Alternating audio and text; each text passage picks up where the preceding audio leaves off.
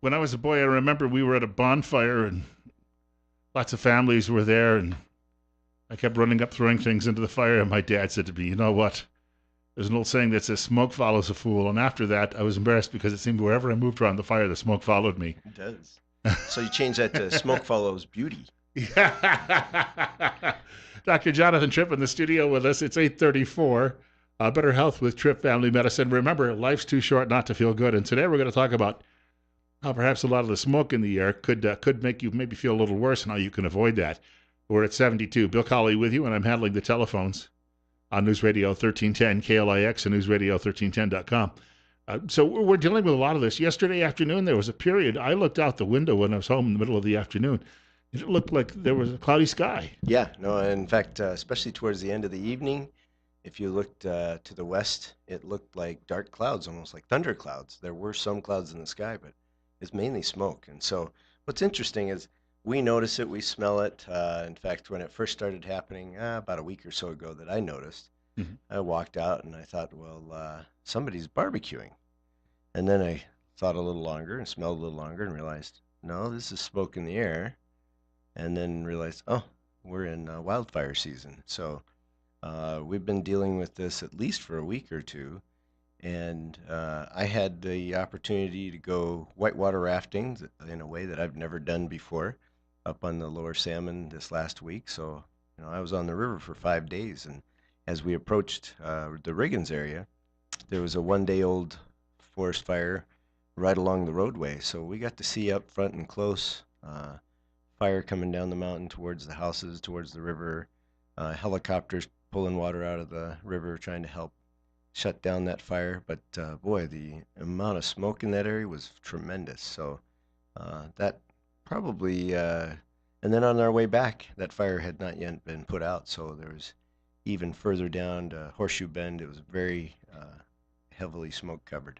There was a day last week I was driving home, and I didn't notice it when I first left the office, but I got about to South Washington. I was headed north on Washington, and I got to about the corner of Filer Avenue at the intersection, and all of a sudden, it almost was like that smell I remember when I'd go into somebody's home as a kid and they had a wood stove burning. Exactly. And you pick it up right away, and then it has seemed like it's gotten more intense the last few days. I also notice it gives me a little bit of an irritated feeling in the nose, but I haven't had any breathing issues. Yeah, exactly. So today we're going to talk about, why does it make you sick, why it makes you sick, what are the symptoms that are associated with smoke exposure, and all of this discussion is about, fire smoke, not smoking from cigarettes. That's a whole different topic, and it has its own irritations and health risks. But from the wildfires that we, whether they're grass fires or forest fires, what we really are inhaling are uh, aerosolized particles. So you're now getting brush and wood and grass and whatever is burning, even building materials that are now put into the air, and you're inhaling them. And these are not big particles; they actually get quite small. And so one of the things people think is, well, if it's bad enough, why don't you wear, a dust mask? And that's a nice thought, but the truth is these particulates are too small to be caught by the regular dust mask. So I want to address that right off. There are masks that do make a difference, and they're very commonly available, like at our home repair hardware stores, and they have specific numbers or letters with them. And one is an N95, N as in Nancy 95, and the other is a P as in Peter 100, and those are uh, much denser. In fact, I've worn those doing, shall we say, home destruction. That's what I would call it. The remodeling we did on the house that we redid now 3 years ago. Lots of dust, mold, fibers. So I got to learn about particulate masks that are really pretty substantial, and you have to tighten them around your nose and make sure they're pretty tight fitting. But these are the same masks that I learned to use to avoid tuberculosis when I worked as a resident in Detroit. So there are masks that are pretty cheaply available that you can use. I don't want to scare everybody into thinking over into super severe smoke hazard, because we're not. We're actually one step above or one step below what is considered good air quality. We're only in moderate air pollution, even though we were talking about looking across the sky and it looks like a cloudy day. And most of it does seem to be it's well up into the atmosphere. But I remember a couple of summers ago, I went outside one morning and thought there was fog, and then realized that about 3 feet above the ground, it was smoke that was floating around, and that had drifted into the area. So it is a lot closer than we probably realize. Yeah, it's around us, and so let me talk about some of the things that you'd notice, yeah, from this coming around. We'll take a short break. We Okay. do want to point out Dr. Jonathan Tripp in studio with us. Before the break, can you tell people how to get in touch with your office? You betcha. We are located on Fillmore Street on the north side of town by the post office. And so the phone number there is 208 933 4400. 208 933 4400. You can reach us on Facebook at Tripp Family Medicine, and our website is trippfamilymedicine.com. I haven't been into that post office since before Christmas. Although when I went in just before Christmas, I thought I would be there at least until Valentine's Day. 20 minutes away from 9 o'clock. Dr. Jonathan Tripp is in studio with us on Better Health with Tripp Family Medicine.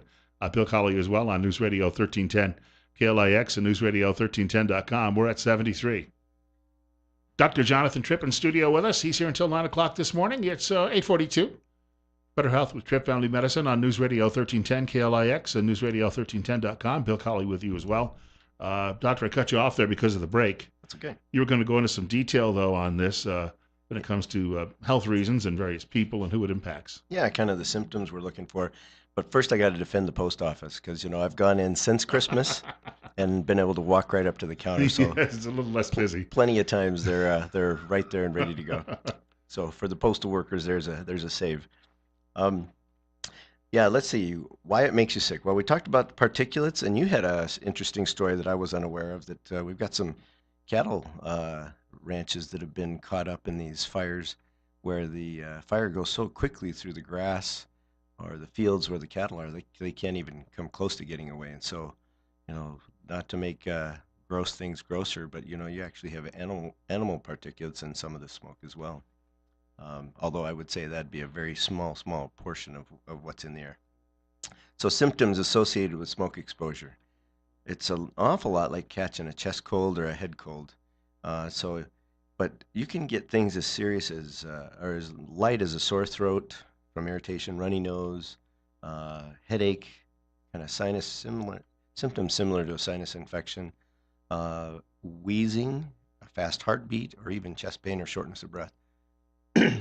Excuse me, it sounds just like that. Yeah, this is impacting you already. I'm wondering if that's really what's going on with me because I had a cold before I went on this river rafting trip and I was getting better and now I'm getting worse again and I'm wondering if it's the smoke I was around. But so that's a possibility. So especially people that have had any kind of heart disease, asthma or lung disease really have to be careful when we get into higher particulate counts. So one of the things you can do is watch for air quality control or what the air quality is like. There's an awesome website, and let me get it. I think it's just called air.gov, but I'm coming up to it. I lost it. Anyway, we'll get to that a little later. It's hiding behind the smoke. It is. It's all smoke and mirrors. Yeah. So hang on. I'm almost there. Let's see. We got lots of resources by the government, airnow.gov. And it is really helpful because you can go through and you can actually look at the regional area. I have a map that that's as of this morning at 6 a.m. and it shows a map of where we have moderate or more severe or unhealthy levels of smoke for our air quality. And all of Idaho is in the moderate category except for one little corner down in the southwest. So if you can find the corner between Nevada, Oregon, and Idaho and sit right at that corner, you're probably okay. Be nice and quiet out there too. Would, yeah. So there are some advantages if you actually have health problems like the asthma or chronic lung disease or heart disease that you're starting to get serious symptoms of chest pain, shortness of breath. Finding out where you can go to escape the type of exposure that we get when it gets more severe is a great resource to be able to look on this airnow.gov. So I wanted to make sure that resource was that I spoke about that. So why are they most affected? Well, people that already have some kind of compromise, like the asthma or lung disease, are going to get irritation more, and bronchospasm asthma or just general difficulty breathing with those that already have compromised lungs, perhaps from years of smoking or whatnot, uh, they will experience illnesses like bronchitis due to the fine particles. But if you are you also have children, especially small children, as they inhale, they're inhaling a lot more air per body size, and so they get more of this particulates, and they're more subject to having illnesses as a result of it. So these are the kind of things that, if we're aware of it, now we say, well, what can we do about it? So how do we stay healthy in that? One is, if you're in a place where there is a haze or smell of smoke, check that air quality, find out how bad it really is, and then we can do things that are mostly staying inside. So that's probably the biggest thing is staying inside, and you think, well, the air outside and inside is the same, but it's not. And if you have an air conditioning unit that will run recirculation, that's perfect, but make sure you have a clean filter. We've got a caller with us. Caller, you're on the air with Dr. Jonathan Tripp on KLIX. Go ahead. Hey, good morning. How are we? Good. Well, good. This is old Wheezy out here south of Hanson, and I had a question for you about filters in the home. They make these for allergies that are a bunch of money. Is there anything to that, or just a really good quality furnace filter and change it often? Is that better? And I got news for you. When you turn 60, everything bothers you. Not just the smoke. I want to thank you for that call. That's awesome. I think what he's talking about is systemic or whole house air filters or air cleaners. I think there is some validity to those. For sure, they will help. But for those of us that don't already have those installed, even a individual room air purifier, as long as it's done to the manufacturer specifications, it'll cover an area or a square footage area that really is a pretty good purifier that will help. So whether it's your entire system, like he says, pretty expensive stuff, or an individual room air purifier, I think that's a great idea. The one I want to caution about is those that put ozone out. There's some that say, hey, we'll put ozone in the air and that's wonderful and awesome, but the truth is that actually increases the air pollution level within your home. So you want to skip those that produce ozone. We've got another caller on the heels of the first caller. Caller, you're up next, and you're on the air with Dr. Jonathan Tripp on KLIX as well. Dr. Tripp, I have friends who were custom farmers harvesting grains that had particulates of fertilizer and pesticides. My friends died very young. Could well be. A lot of that could be exposure, but it's tough to tell, isn't it? It is. I mean, you have if you only have a couple of people to use as a study, it doesn't go very far. But I'll give you a good example. People that are using smoke within their house, like fires that have burn stoves within their house.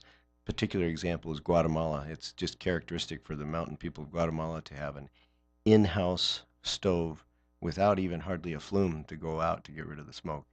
And those people tend to die in their 40s because of lung disease. So anything that has lots of particulate exposure, even sand, people that have exposure to it's called silicosis, which is basically irritation from sand that causes scarring within the lungs, and that will shorten somebody's life. So all of that is a possibility. So my recommendation is, if you're in harvesting mode, you ought to be wearing one of these N95 masks, and they are not comfortable. They're not wonderful. You feel like you're suffocating because of the heat, and you're having to breathe harder to pull the air through the mask. But long term, it's a much better solution. And the caller mentioned being 60. The older folks out there, when you've got all this particulate in the air, they may be, some of them may be fine. I mean, depending on their health and what they, how they take care of themselves. But clearly, the older you get, this is going to be more difficult for most people. Yeah, and there's things we can do. I mean, we talked about staying inside, cleaning filters, running a recirculation system. That's all wonderful. But if you have already baseline lung disease, even if you're not really aware of it, doctor can prescribe for you an inhaler, which basically either opens your airway or reduces the irritation within your airway. And there's a lot of people that have gradually gotten worse in their breathing, and they don't really think it's anything to think of. They just think they're getting old and they're tired. But these inhalers, especially the inhaled steroid that is just a daily use, will really decrease the inflammation in the lungs and allow them to breathe much better. I have some fun stories on people that tell me, hey, I don't need that. I've never had a problem breathing. And then I have them do it for a month and they come back and tell me, I would have never believed you, you know. So breathing can be easier and you can do some things to really uh, fight back, so to speak. We got about 7, 8 minutes left. I know there's some other areas on this you wanted to touch on as well. Yeah, let me come down to this is the airnow.gov website that I took some of these. We talked about some of the people that are at more risk, older, children, people that are, oh, we didn't talk about the pregnant women. And this is because there could be a potential health effects for both you and the developing fetus. So they're saying if you're pregnant, take extra precautions. Heart and lung disease we talked about. Um, we talked about use of inhalers, filters.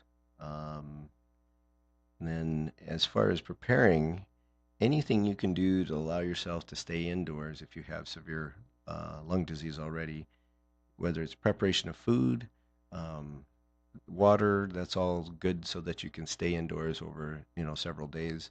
And then to avoid cooking, on the stove. So frying, broiling, roasting, all of that puts fried particulates in the air, further worsens your air quality in the house. And vacuuming. So in spite of what your mom says, vacuuming may make the floor more clean, but it'll put more dust in the air. And if you already have, the wood fire smoke that's giving you trouble, then vacuuming might be a good time to skip this week. Um, let's see. Common sense with the activities. Okay, if it's really smoky outside, this is not the time to train hard for your triathlon or your marathon. Um, it is okay to be walking and going about your daily activities. And if, in fact, with the air quality right now, most of us won't have any problem.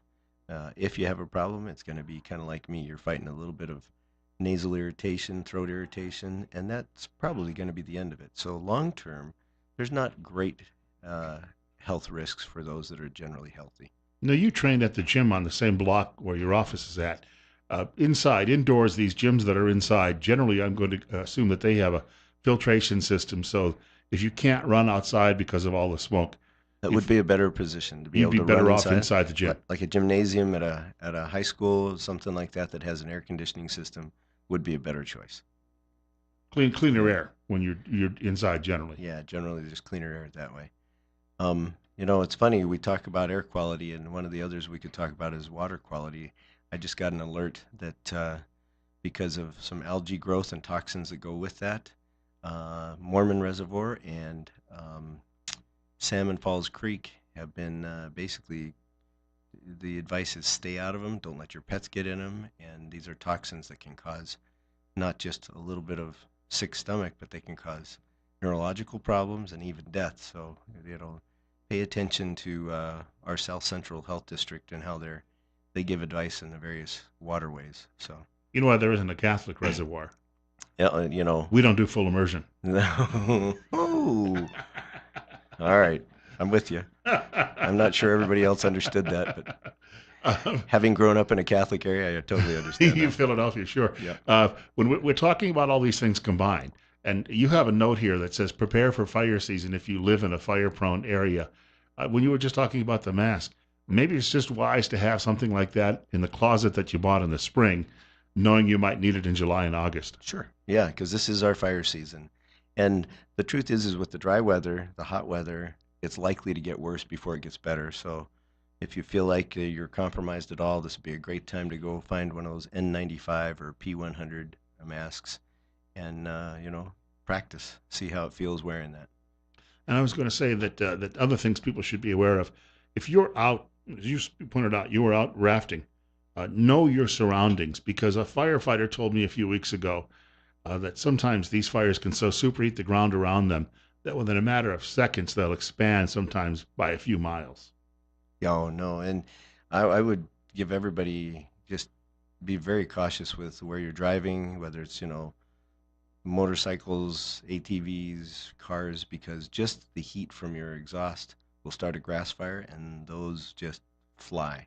I mean, there's nothing you can do to slow them down if there's a little bit of wind behind them. So, yeah, pay attention to what's around you, and if you have a threat for fire in the area, make sure you have water nearby or a break from the foliage that you actually have a fire break that can't get to you if you have a way to escape. I know some asthmatics who've been told, simply not to live in parts of the country like this because of the air quality at times. Well, I've lived in big cities, and living here, it is true. In August, I usually kind of think twice about the air quality, but all I have to do is look at pictures of Phoenix or LA, and I don't have any problem living in Idaho. Hey, we got a couple of minutes to go. I know you still have some things coming up at the office. Yeah, we do. In fact, I'm slacking here tonight and next Wednesday. We have our sports physical afternoon evening. It goes from 3 to 6.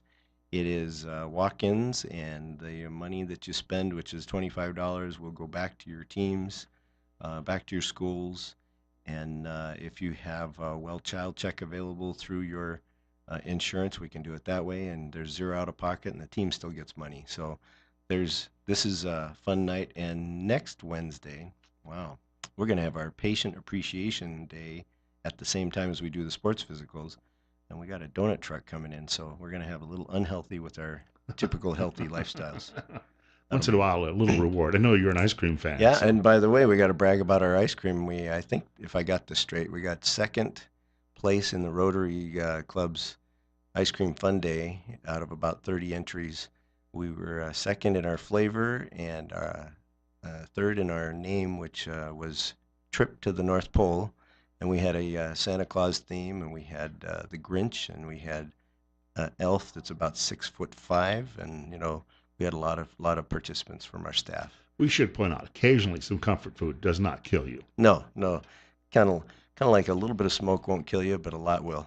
And again, we've got about 20 seconds to go. For people who'd like to get in touch with your office, you're still looking for new patients. How do they go about doing it? Area code 208-933-4400, so 933-4400. Website is trippfamilymedicine.com, and you can look all about our staff and what we do, and at Tripp Family Medicine on Facebook. And don't forget, we're big time into the cosmetics now, so now that you're getting through your summer, let's do a little skin recovery. I want to thank Dr. Jonathan Tripp. Topical discussion today, and we'll talk again with the doctor soon, or one of the other medical pros coming up next Wednesday. In the meantime, we've got news coming up from Fox on News Radio 1310 KLIX and newsradio1310.com, and a local update from our own Benito Baeza. We're at 72 at 8:59.